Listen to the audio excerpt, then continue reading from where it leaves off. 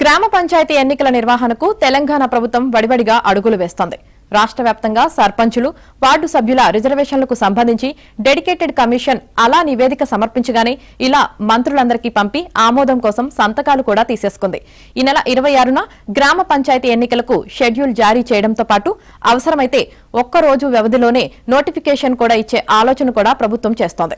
December 15 లోపు మొత్తం అన్ని దశల ఎన్నికలు పూర్తి చేయాలనే ఆలోచనతో ఉంది.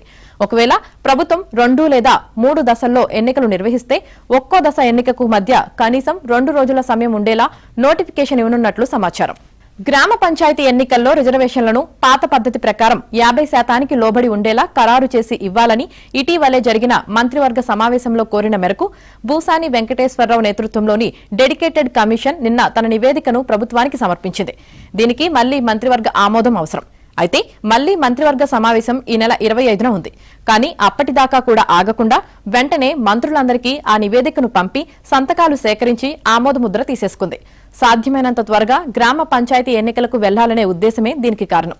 గ్రామ పంచాయతీలకు ఆర్థిక సంఘం నుంచి రావాల్సిన 3,000 కోట్ల బకాయిలు త్వరగా వచ్చేలా చేసేందుకే ప్రభుత్వం ఇలా వేగంగా అడుగులు వేస్తోందని అంటున్నారు.